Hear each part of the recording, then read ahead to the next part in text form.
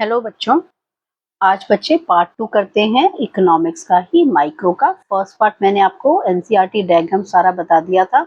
आज हम डायग्राम वाला जो है फर्दर पार्ट 2 वो रिवाइज करेंगे इसमें सारा।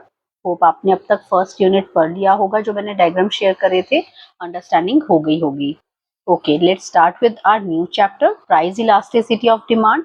जब भी कभी बच्चे वर्ड आ गया आपके पास इकोनॉमिक्स में इलास्टिसिटी, तो इलास्टिसिटी का मतलब क्या होता है? रिस्पॉन्सिवनेस। रिस्पॉन्सिवनेस किसका?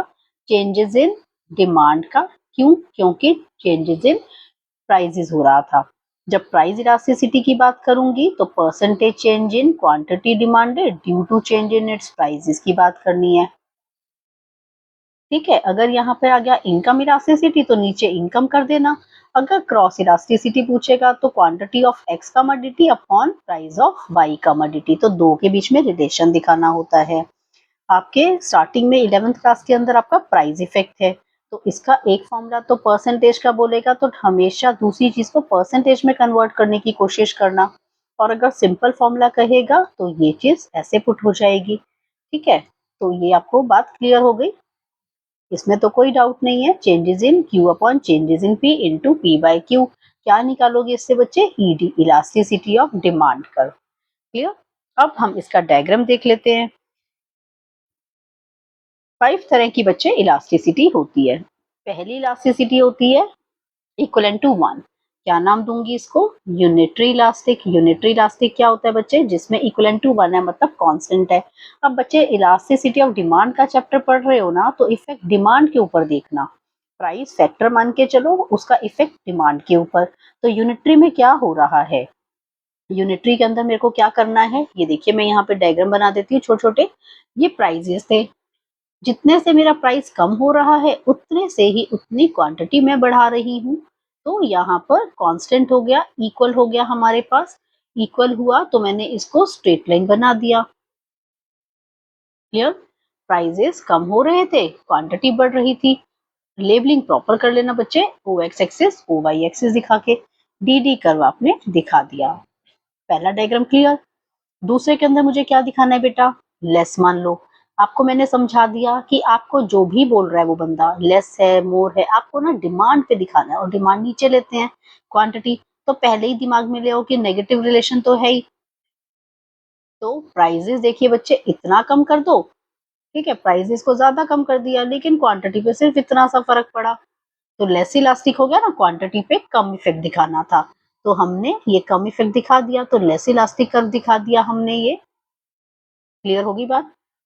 ठीक है, लेस इफेक्ट हो गया ना, तो आप उसको शो कर सकते हैं ऐसे। ठीक है, ये हो गया बच्चे ED is less than 1। Clear? आ जाइए अब थर्ड पे। थर्ड में मैं क्या दिखा रही हूँ? मोर देन दिखाना चाहती हूँ। प्राइजेस में तो इतना सा फर्क था, और ये मैंने दिखा दिया क्वांटिटी पे इफेक्ट, क्योंकि मैंने आपको समझाया कि आपको इफेक्ट दिखाना है क्वांटिटी पे। तो ये हो गया more than effect, ED greater than 1 कह देते हैं। अब बात आई दो की, परफेक्टली इलास्टिक। इलास्टिक है तो बच्चे कितना मर्जी खींचू, कितना मर्जी कम करूं। पार्ले जी का बिस्किट 5 रुपए का मिल रहा है, आप चाहो एक लो दो लो, आपकी मर्जी, लेकिन प्राइजेस तो फिक्स है यहाँ पर, तो वो मैंने ले लिया। इसी तरीके से मैं स्टील का एग्जाम्पल, आयरन का एग्जाम्पल ले सकती हूँ। तो प्राइजेस कांस्टेंट होंगे, तो यहाँ क्या हो जाएगा? ED is equal to infinity हो जाएगा कि वो इलास्टिक है। अब एक डायग्राम रह गया बस अपना इनइलास्टिक, मतलब क्वांटिटी नहीं हिलेगी, इनइलास्टिक है वो नहीं चेंज हो रही है। प्राइस आप ज्यादा करिए, प्राइस आप कम करिए, बट डिमांड रिमेन कांस्टेंट, तो दैट मीन्स जीरो। क्लियर? ये कब होगा बच्चे? ये हमारा हो जाएगा नेसेसिटी आइटम के अंदर, जैसे शुगर है, सॉल्ट है। ठीक है, वहां पर पांचों डायग्राम क्लियर हो गए। इलास्टिसिटी का पूरा चैप्टर यही है। ध्यान रखना, जब फैक्टर्स की बात करेगा वो बंदा आपसे पूछे कि factors affecting elasticity of demand, तो मैं क्या बताऊंगी? Nature of commodity. अगर मेरे पास लग्जरी आइटम है बच्चे, जहां ज्यादा पैसा खर्च करना है तो ज्यादा सोचेंगे हम, तो मैं आपको फ्रीडम दूंगी कि भाई एसी ये वाला ले लो, उस कंपनी का ले लो, तो आप इलास्टिक डिमांड रखेंगे।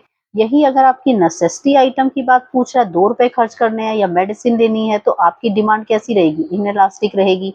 तो एक तो इसके बेसिस पे आप तैयार कर लो अपना, ठीक है, पॉइंट। दूसरा पॉइंट आपने क्या कंसीडर कर लेना होता है?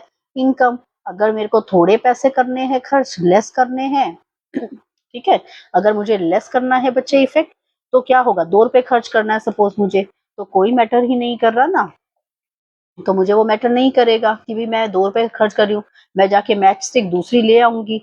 लेकिन क्या होगा मेरे पास यहाँ पर कि भाई अगर मेरे को मैच स्टिक खरीद रही हूँ, 2 रुपए स्पेंड करने हैं, तो कोई दिक्कत नहीं है, मैं कर लूंगी। ठीक, लेकिन अगर एसी खरीदना है, ज्यादा पैसा है, लग्जरी खरीदनी है, कार खरीदनी है, ज्यादा पैसा, तो तब मैं सोचूंगी तो डिमांड कैसी रहेगी, इलास्टिक रहेगी बच्चे। ये भी चीज क्लियर है। तो एक ये पॉइंट कंसीडर कर लेना। इनकम इफेक्ट एक हो गया, नेचर ऑफ कमोडिटी, एक आप इससे सोच लो time period, more the time period more elasticity. ठीक है, और अगर लेस टाइम पीरियड आपके पास है तो इन इलास्टिक कर्व बनेगा आपका। ठीक, तो ये ध्यान रखना कि मैम आपसे इलास्टिक पूछ रही है, इनइलास्टिक पूछ रही है, कि परफेक्टली तो नहीं पूछ रही है। तो मैंने आपको पांचों डायग्राम ऊपर क्लियर कर दिए बेटा, जैसा क्वेश्चन वैसा ही लिखना है।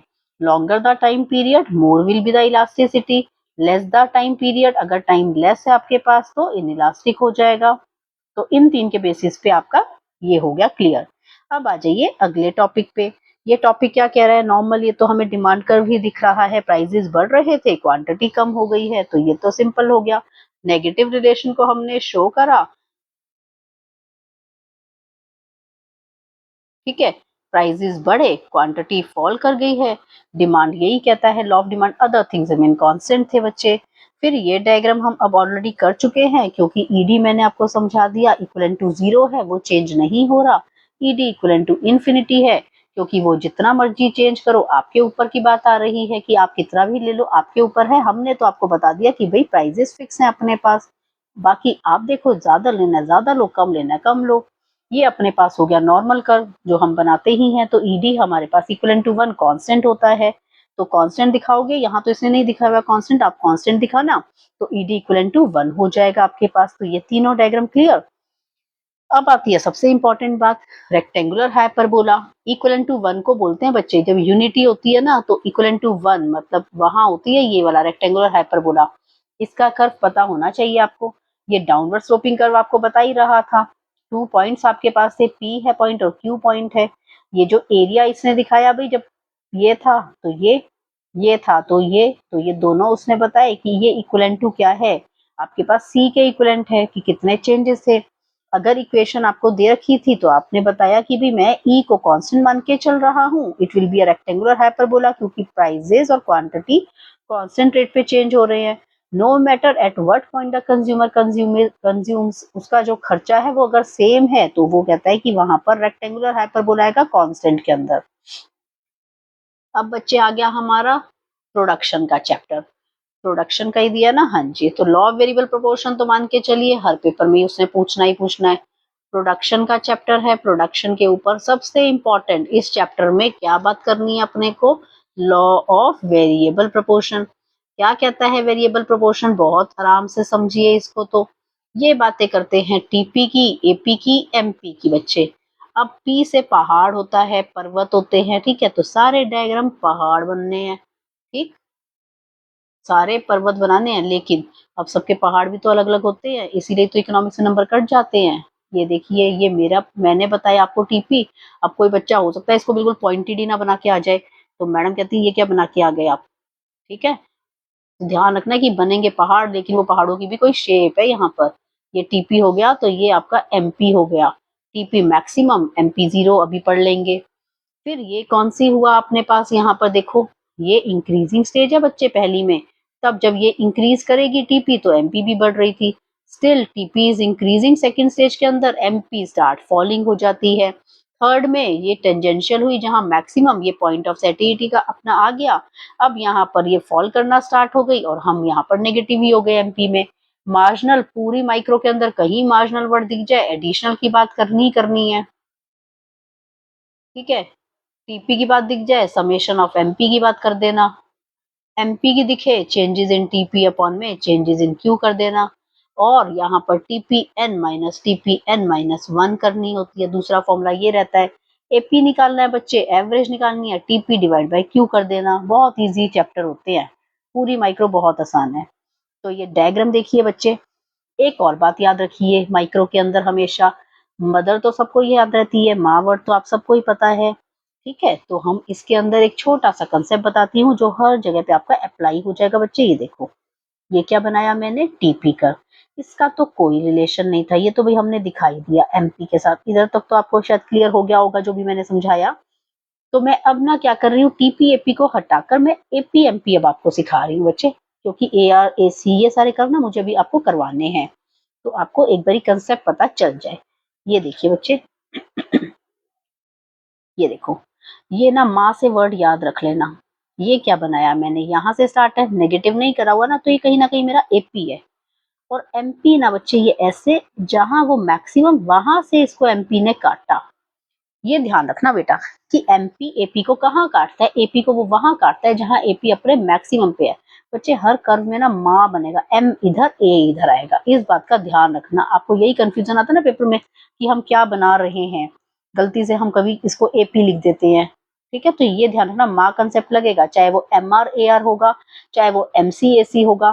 ठीक, हर एक में आपका ये लगेगा। पी से पहाड़ है, रिवेन्यू कर्व का और कॉस्ट का भी मैं आपको बिल्कुल इजी वे बताऊंगी कि कैसे डायग्राम बनते हैं।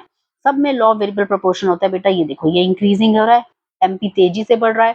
ठीक है, अभी एमपी अपना तेजी से बढ़ के यहाँ पे देखो फॉल करना स्टार्ट कर गया, लेकिन एपी नहीं कर रहा। एपी अपना जो है ना, डायग्राम क्लियर होगा ना बेटा, रिलेशन सारे क्लियर हो जाएंगे। बना के देखोगे पेपर में, 1 मार्कर क्वेश्चन आएगा, उस डायग्राम को माइंड में क्लैरिटी से रखना, सारे कुछ बन जाएगा। ये देखो, ये टेंजेंशियल लाइन थी एक तरीके से इसकी, जहां ये अपने मैक्सिमम पे था, एमपी ने इसको ऊपर से काटना है, काट दिया। जब ये फॉल कर रहा था एपी आपका, ठीक है, इस पोजीशन पे ये फॉल कर रहा है ना, ये क्या हुआ, ये तो नेगेटिव हो जाएगा। एपी कभी भी जीरो नहीं होगा, एपी कभी भी नेगेटिव नहीं होगा। क्लियर है सारा कंसेप्ट। चलिए, इसको अब पढ़ लेते हैं फटाफट से एनसीईआरटी की वर्डिंग में। कहता है, increase in the amount of one of the input keeping all other things equivalent, अपने पास आउटपुट बढ़ेगा। लॉ ऑफ वेरिएबल प्रोपोर्शन क्या कहता है बच्चे, रिटर्न्स टू अ फैक्टर, इसी का ही तो नाम होता है, returns to a factor returns to. मैं इसकी ना बेटा डिटेल वीडियो भी आपको दूंगी, बहुत इजी हो जाएगा 11th वालों के लिए, कभी माइक्रो से नहीं डरोगे। अ का मतलब वन फैक्टर, एक फैक्टर को माना मैंने वेरिएबल, बाकी सभी फैक्टर्स है मेरे फिक्स्ड। टीपी जो है अपने पास इनपुट आउटपुट के रिलेशन को बताती है, पॉजिटिव कर्व होता है बच्चे इसका। We measure unit of labour, एक फैक्टर जो मैं कह रही हूँ returns to a factor, one factor मेरा कैसा रहेगा, वेरिएबल। जब मेरा एक फैक्टर वेरिएबल है ना बेटा, तो इसका मतलब कि मैं बात कर रही हूँ शॉर्ट रन की, क्योंकि शॉर्ट रन में ही ऐसा होता है। लॉन्ग रन में तो सबके पास इतना टाइम है कि सारा कुछ वेरिएबल हो जाएगा, सारे फैक्टर्स, फिक्स फैक्टर भी मेरे पास डिसीजन होगा चेंज करने का, क्योंकि लॉन्ग पीरियड होगा। तो टीपी कर्व में मैं मान के चल रही हूँ कि लेबर हमारे पास वेरिएबल है, बाकी सभी फैक्टर्स कांस्टेंट हैं। तो शुरू शुरू में हम क्या लेंगे कि भी जैसे जैसे हर बंदा ये सोचता है कि जब मैं लेबर को लगा रही हूँ, बढ़ा रही हूँ, तो हमारी प्रोडक्टिविटी बढ़ रही होगी, तभी तो मैं नए नए बंदों को लगाऊंगी काम पे, तभी तो एक्स्ट्रा मनी स्पेंड करूंगी। तो ये मैंने यहाँ पर दिखाया है इस डायग्राम के थ्रू। और लॉ वेरिएबल प्रोपोर्शन प्रोडक्शन का चैप्टर आते ही यही लॉ अप्लाई होता है सबके ऊपर। एमपी कर्व जो अपने पास है वो दिखाना है। ठीक, तो यार कंसेप्ट आपको clear, law variable proportion clear हो गया। ये मैंने आपको सिखाया अभी अभी, जो वो ये डायग्राम था, माँ से याद कर लिया आपने। एमए कर्व था, ये बढ़ेगा एपी, तो क्या होगा, एमपी भी बढ़ेगा और तेजी से बढ़ेगा, इंक्रीजिंग रेट पे बढ़ेगा। अभी बढ़ता जाएगा बढ़ता जाएगा, यहाँ पहुंच के देखिए कि अभी एपी तो अपना बढ़ ही रहा था, लेकिन यहाँ से एमपी ने तो फॉल करना स्टार्ट करा, और जहां एपी मैक्सिमम पे हुआ वहां पे एमपी ने उसको कट कर दिया। ठीक है, तो ये रिलेशन बताना है, तीनों चीजें बता देना वहां पर। अब कॉस्ट की बात करते हैं, कॉस्ट चैप्टर आ गया, again law variable proportion apply करना। बच्चे कॉस्ट है, कॉस्ट आपको पता है महंगाई है, बढ़ती जानी है, ऐसे अपर स्लोपिंग बना देना इसको तो। ठीक है, अपर है, यू होता है, यू शेप ही ज्यादातर कर बनेंगे जो अपने पास आते हैं, एम यू। ठीक है, ए सी एम सी मतलब वो, एम यू नहीं, ए सी एम सी। अब बात करते हैं इसकी, कॉस्ट होता क्या है बच्चे, कॉस्ट क्या है, कॉस्ट होता है TC. TC is a combination of fix cost plus में वेरिएबल कॉस्ट, यही तो होता है। फिक्स कॉस्ट होती है बच्चे फिक्स, जो आनी आनी है। अब मैं बिजनेस करूं ना करूं, जो मैंने शॉप ले रखी है उसका रेंट पे ले रखी है, वो तो मेरे को पे करना पड़ेगा। तो ये तो मेरी फिक्स कॉस्ट आनी है, जो कि मैंने एक हॉरिजॉन्टल लाइन दिखा दी, कांस्टेंट आनी है। तो ये तो क्या हुआ बच्चे, स्ट्रेट लाइन कर्व मेरा बन गया। अब यहाँ पर टीवीसी अपर स्लोपिंग दिखाई हुई है मैंने। टीवीसी अपर स्लोपिंग क्यों दिखाई है, क्योंकि भाई जैसे जैसे मेरे पास आउटपुट बढ़ रहा है, क्यों बढ़ रहा है, आउटपुट बढ़ेगा तो कॉस्ट भी बढ़ेगी, वेरिएबल कॉस्ट, बिजली के बिल भी आएंगे वैसे, ठीक है ना, लेबर की कॉस्ट भी बढ़ेगी, तो वीसी अपने पास ऐसे, और दोनों की कॉम्बिनेशन से क्या बना, टीसी, जो कि हमारी इनवर्स एस शेप होती है। तो TC is a vertical sum of total fix cost and total variable cost. Concept clear हो गया, कॉस्ट का मतलब खर्चा। अब सबसे इंपॉर्टेंट बात, एएफसी की शेप कैसी होती है बच्चे, रेक्टेंगुलर हाइपरबोला। अभी मैंने आपको पिछली उसमें समझाया भी था कि रेक्टेंगुलर हाइपरबोला मतलब इक्विवेलेंट टू 1, कांस्टेंट रेट से होती है, एवरेज है, कभी भी जीरो नहीं होगी, और ये रेक्टेंगुलर हाइपरबोला होती है। मोस्ट इंपॉर्टेंट क्वेश्चन है, आता ही आता है कि कैसी शेप होती है वो बता देंगे। टीएफसी की शेप पूछेगा, टीएफसी की शेप कैसी होती है बच्चे, हॉरिजॉन्टल लाइन होती है। टीएफसी कैसे निकालूंगी, अगर मेरे को पता था कि TC is a combination of TFC plus TVC, तो टीएफसी कैसे निकालूं, टीसी माइनस टीवीसी कर दूं। हर प्रैक्टिकल क्वेश्चन टेबल के अंदर ना टीएफसी को फिक्स्ड मान के रख लिया करो पहली यूनिट पे, ऑटोमेटिकली सब कुछ निकलना स्टार्ट हो जाएगा। ये ध्यान रखना है कि टीएफसी आपको पता हो। दूसरा फॉर्मूला अगर आ भी जाए तो समेशन ऑफ एमसी से निकाल देना। तीसरा फॉर्मूला पूछ ले, AC price multiply by quantity कर देना। ये सारे टीसी के फॉर्मूले अप्लाई कर देना। अब बात आई एवीसी की, एवरेज वेरिएबल कॉस्ट में अगेन आपको दिख रहा है U shape, law variable proportion, first it fall, शुरू शुरू में वेरिएबल कॉस्ट बच्चे कम होती है, ठीक है, then it becomes constant and afterward it start rising. एक पॉइंट के बाद अगर कंटिन्यूअसली आप वेरिएबल फैक्टर को लगाते जाएंगे तो बच्चे जो काम लेबर कर रही है वो कितना कर लेगी, मेरे पास लैंड ही नहीं है। एक छोटी सी लैंड के ऊपर अगर मैंने पहले एक बंदा रखा, फायदा दिखा क्योंकि जीरो से कंपेयर किया तो मेरे को प्रोडक्टिविटी अच्छी दिख रही थी, दूसरे बंदे को रख लिया और फायदा दिखा, तीसरे को रख लिया ना, एक क्या हुआ कि जो मैंने बनिया बना के रखी हुई थी जिसमें मैं सीड्स लगा रही थी उसके ऊपर पैर आने लग गया लोगों का, चौथा बंदा रख दिया, मेरे को सीड्स ही नहीं फल रहे। तो क्या होगा कि एक्स्ट्रा यूनिट लगाने से ना फायदा नहीं मिला बल्कि नुकसान होना स्टार्ट हो जाता है, तो कॉस्ट अपने को बढ़ती हुई रखती है क्योंकि प्रोडक्शन नहीं बढ़ रहा होता। लेकिन जहां लैंड चाहिए, कहता वहां लैंड ही चाहिए, आप बार बार एक ही फैक्टर को वेरिएबल को लगा देंगे ना तो प्रोडक्टिविटी में इंक्रीज नहीं हुआ। अब बताइए टोटल वेरिएबल की, total variable cost TVC, TVC variable cost है बच्चे, फॉर्मूला अगेन टीसी में से टीएफसी को माइनस कर दोगे तो ये आ जाएगा टीवीसी। टीवीसी का दूसरा formula AVC multiply by Q कर देना। एवीसी निकालने के लिए कहता है टीवीसी बटे में क्यू कर देना, ठीक है। एएफसी करे टीएफसी डिवाइड बाय क्यू कर दो, बस वहां बीच में चेंज करते जाओ। एसी कर देगा तो टीसी अपॉन में क्यू कर देना, और टीसी पूछे तो एसी मल्टीप्लाई बाय क्यू कर देना। सारे फॉर्मूले इतने आसान है, एक याद हो गया तो सारे याद हो जाते हैं। शॉर्ट रन की बात कर रहे हैं क्योंकि हम बार बार बात कर रहे थे लॉ ऑफ वेरिएबल प्रपोर्शन की बेटा, और वेरिएबल प्रपोर्शन का ही दूसरा नाम मैंने आपको सिखा दिया, रिटर्न्स टू अ फैक्टर। तो जब ये रिटर्न्स टू अ फैक्टर की ही बात कर रहा है, शॉर्ट रन में होता ही रिटर्न्स टू फैक्टर है, और लॉन्ग रन के अंदर क्या होता है, रिटर्न्स टू स्केल, वहां सारे फैक्टर्स वेरिएबल होते हैं, यहाँ पे नहीं। तो अब देखिए बच्चे एसी और एमसी का रिलेशन कैसा होता है, ठीक है, ये देखिए कितना इजी कर्व होता है एसी एमसी का। ये देखो बच्चे, ये आया ए सी, ये ए सी मैंने दिखा दिया, आपको मैंने क्या समझाया, माँ कंसेप्ट से समझाया ना। ये देखिए आपने एमसी दिखा दिया, यहाँ मैंने सारे कॉस्ट लेनी है, यहाँ मैंने क्वांटिटी लेनी है, यहाँ ओ एक्स एक्सिस, ये ओ वाई एक्सिस। तो यहाँ जहाँ पे वो मिनिमम पे है, कॉस्ट अपने मिनिमम पे, प्रोडक्शन अपने मैक्सिमम पे, अगर कॉस्ट मिनिमम पे है तो उसको एमसी ने नीचे से कट करा, मिनिमम पे काटती है। एसी फॉल करेगा तो क्या हो रहा था बच्चे, एमसी तेजी से फॉल करेगा, एसी मिनिमम पे तो एमसी उसको वहां पर कट करेगा, एसी बढ़ने लगेगा तो एमसी तेजी से बढ़ेगा, ठीक है, ये रिलेशन होता है एसी एमसी का। शेप कैसी है, यू शेप इन नेचर होती है। ये तो हो गया एसी एमसी का रिलेशन बच्चे, ठीक। और जहां पे ये दिखाया इसने, ये देखो ये दोनों डायग्राम मैंने बना दिए, एवीसी को बेटा ध्यान रखना, जो इनका कट पॉइंट है ना उससे ना पहले ही आपका एवीसी आ जाएगा, क्योंकि एवीसी तो बेटा पार्ट होता है ना, एवीसी किसका पार्ट होता है, एसी का ही तो पार्ट है, तो इसीलिए उसको ध्यान रखना कि उसका मिनिमम पॉइंट ना पहले आ जाए। तो जो इसका कट पॉइंट आएगा ना जहां से एमसी काट होगा वो एवीसी का पहले होगा और एसी का बाद में होगा, इस बात का ध्यान रखना। मैं डिटेल वीडियो बनाऊंगी, आप मेरे को कमेंट में दे देना, मैं कॉस्ट के ऊपर डिटेल वीडियो दिखाऊंगी बेटा आपको, क्योंकि इसमें बहुत क्वेश्चंस आते हैं और बच्चों को पोस्ट ग्रेजुएशन तक ना यही छोटा सा कंसेप्ट क्लियर नहीं होता तो वो डरते रहते हैं कि भाई हमें तो कर्व्स ही नहीं बनाने आए, क्योंकि ये बहुत इजी कर्व्स होते हैं। Long run average cost, long run marginal cost कहाँ पे है, मिनिमम पे काटती है, क्योंकि इतना लंबा टाइम पीरियड है हमारे पास बच्चे, ये सारे फैक्टर्स वेरिएबल हैं। तो सबसे जिसमें कम से कम कॉस्ट आएगी मैं उसको ऑप्ट करूंगी, मैं वो प्लांट लगाती जाऊंगी। ये एक्चुअली कर्व हमारा बीकॉम में आते हैं, ऐसे ऐसे बनते हैं, ये शॉर्ट टर्म कर्व्स हैं।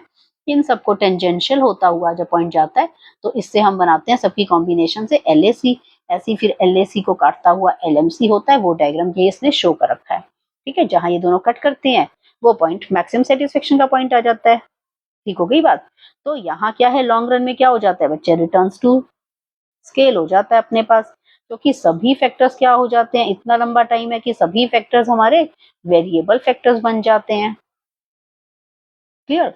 अब आ जाइए रिवेन्यू का चैप्टर। रिवेन्यू के चैप्टर में बच्चे बहुत इजी इजी बातें हैं। टीआर करवाएगा सबसे पहले। टीआर का फॉर्मूला प्राइस, रिवेन्यू मेरा क्या है, जितना सामान मैं बेचूंगी तो प्राइस को कह सकती हूँ इनटू क्वांटिटी, टीआर होता है प्राइस का दूसरा नाम एआर। एआर निकालने के लिए कोई कह दे आपको तो क्या फॉर्मूला बन गया, TR divide by Q. MR मतलब एडिशनल, तो changes in TR upon changes in Q, या फिर TR N minus TR N minus one. ठीक हो गया, सबसे आसान चीज हो गई। अब रिवेन्यू बच्चे देखो बहुत इजी कंसेप्ट है, ये देखो कितना आसान है, याद रखना।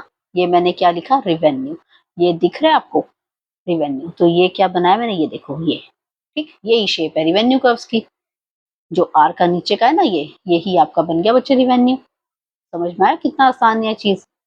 तो ये हमारे बन जाएंगे रिवेन्यू कर्व सारे के सारे ऐसे। माँ से मैंने आपको याद ही दिलाया, तो ये एम हो गया कंसेप्ट, ये ए कंसेप्ट हो जाना है हर एक के अंदर, तो बहुत इजी लगेगा आपको। ये आपका बन गया टीआर।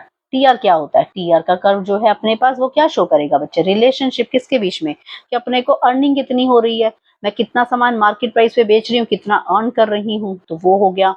प्राइस लाइन क्लियर है अपने को कि भी रिलेशनशिप होता है मार्केट प्राइस का फॉर्म के आउटपुट के साथ में। वर्टिकल लाइन जो होती है, हमने यहाँ पे इसको प्राइस लिया हुआ है, नीचे हमने क्वांटिटी ले रखा है मार्केट प्राइस, तो मार्केट में जो भी प्राइस होगा आपके ऊपर है कि आप उसको कितना एक्सेप्ट कर रहे हैं, कितने पे आप कितनी क्वांटिटी ले रहे हैं।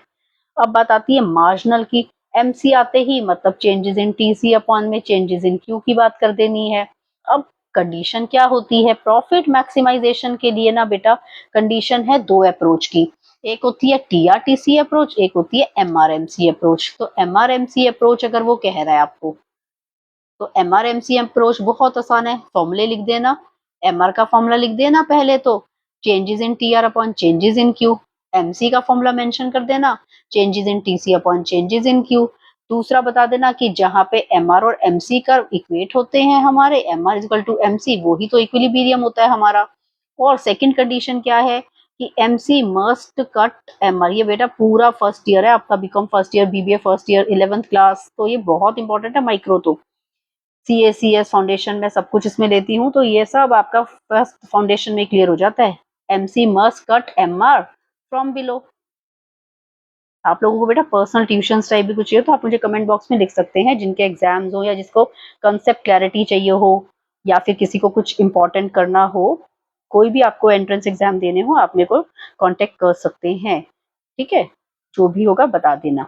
अब देखिए बच्चे, MC cut MR from below हो गया। MR आपको जो है वो MC के जहां इक्वेट होता है। अब बच्चे बोलेंगे यहाँ भी इक्वेट होता है मैम, MR तो यहाँ भी कट कर रहा है, ठीक है। ये आपको पता है कंडीशन कब होती है, परफेक्ट मार्केट की। लेकिन हम क्या बोलेंगे कि बेटा कंडीशन देखिए, एमआरएमसी तो कट हो रहा है, इक्विलिब्रियम तो 2 पॉइंट पे बन रहे हैं, लेकिन सेकंड कंडीशन हो रही है पूरी। ये दोनों कंडीशन जहां पूरी होगी वहां सेटिस्फाई होंगे हम। तो एमआरएमसी कट कर रहा था, लेकिन ये एमसी अभी कम हो रहा है। किसी भी कंपनी को अगर कॉस्ट कम पड़ेगी, एडिशनल कॉस्ट, तो वो क्यों आपका सेटिस्फाई होगा, तो वो कभी भी ए पॉइंट पे सेटिस्फाई नहीं होगा, वो हमेशा बी पे सेटिस्फाई होगा, क्योंकि कंडीशन कहती है MC must cut MR from below, तो वो कंडीशन यहाँ पूरी होती है। आई थिंक आपको ये कंसेप्ट भी क्लियर हो गया होगा कि एमसी जो है अपने पास में वो दो जगह कट तो कर रही थी, लेकिन जो मैंने आपको भी रीजन बताया वो आपको मेंशन करना है। नेक्स्ट पॉइंट आया बच्चे, ये मैं आपको सिखा चुकी हूँ।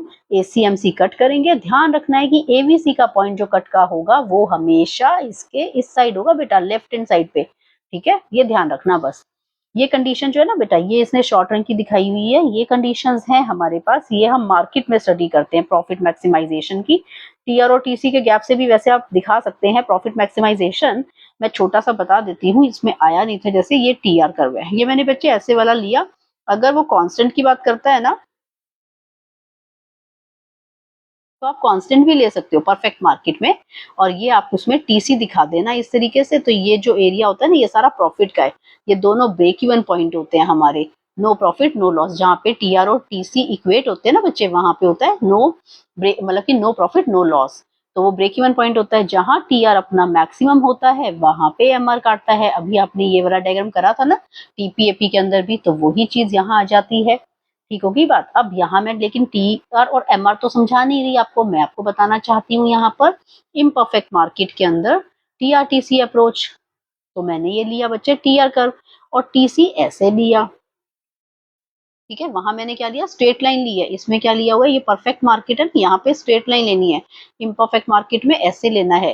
तो ये मेरे पूरा एरिया प्रॉफिट का एरिया है, ये पूरा एरिया तो प्रॉफिट का है, लेकिन मैक्सिमम कहाँ होगा, जहां ये टेंजेंशियल होके गया, ये मेरा मैक्सिमम प्रॉफिट आ गया TR और TC का। ठीक है, तो ये अप्रोच भी आएगी मैक्सिमम प्रॉफिट की। ठीक, अप्लाइड मैथ्स के स्टूडेंट्स को ये पढ़नी भी होती है, इस पे क्वेश्चन भी कंफर्म आ जाता है, मोस्ट इंपॉर्टेंट क्वेश्चन होता है उनका ये 12th क्लास में।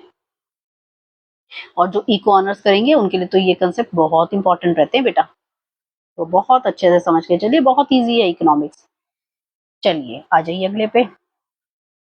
अब बताना है बच्चे अपने को लॉन्ग रन का कर्व। लॉन्ग रन के कर्व्स आपको पता है यू शेप बनाना ही था, आपने वही माँ से याद रखा MA, लेफ्ट में हमेशा आपको M दिख जाया करेगा, तो वो चीज हो गई। अब यहाँ पर हमने क्या लिया कि जो फर्म का आउटपुट है अपने पास, वो हमने Q1 पे दिखाया, हम सेटिस्फाई थे। आपको पता है कि आपका ये देखो, आपको ध्यान क्या करना है बच्चे, आप ACMC दिखा रहे हो और ये आपका कर्व है AR और MR का, परफेक्ट मार्केट का ये जो P पॉइंट है। तो AR और यहाँ पे AC का जो गैप होता है ना, यहाँ से आप देखते हैं कि प्रॉफिट है कि लॉस है, रिवेन्यू कम कॉस्ट ज्यादा, लॉस है आपको इस केस के अंदर, तो आपने ये दिखाया। ठीक है, अगर टोटल कॉस्ट एक्सीड कर गई ना रिवेन्यू से, तो वो एरिया आपका क्या आ जाएगा निकल कर, ये एरिया आपका लॉस का आ जाएगा। ये मैं आपको डिटेल में ना, मार्केट के कर्व आएंगे बेटा बीकॉम के उसमें, तब मैं आपको ये डिटेल में समझाऊंगी। अभी 11th-12th में इतना यूजफुल, ये 12th में तो है ही नहीं, 11th क्लास के अंदर आपको इतनी ज्यादा नहीं पता होता, आगे आपको ये सब आएंगे डिटेल में। ये भी बहुत इजी कंसेप्ट दिया इसने, ज्योमेट्रिक रिप्रेजेंटेशन करा हुआ है बच्चे शॉर्ट पीरियड के अंदर कि कैसे हम प्रॉफिट को करते हैं, तो ये चीज थी। शॉर्ट रन कर्व्स अब आपको क्लियर हो गए आई थिंक। फिर भी कोई डाउट होगा बेटा, you can ask in the comment box, and please do like and share this channel. और देखिए बच्चे कैसे करना है, और कोई भी अगर डाउट है कमेंट बॉक्स में मेंशन कर दीजिए, मैं वीडियो बना के साथ ट्राई करती हूँ कि अपलोड आपका हो जाए। और एग्जाम्स अगर आपके किसी के जल्दी हैं, या कोई भी आपको लग रहा है कि कोई कंसेप्ट आपको चाहिए एग्जाम पॉइंट से, या वैसे प्रॉब्लमेटिक हो रहा है, तो आप मुझे कमेंट कर दीजिए। ठीक है, मैं आपको बता के वो वीडियो बना के दे दूंगी। टेलीग्राम चैनल को अपना ज्वाइन कर लीजिए बच्चे, वहां सारी वीडियोस आपको मिल जाएंगे, जो भी पीडीएफ है वो मिल जाएंगे। ठीक है, तो बेल आइकन को प्रेस कर लीजिए, नोटिफिकेशंस आते रहेंगे आपके पास। ओके बेटा, टेक केयर, बाय।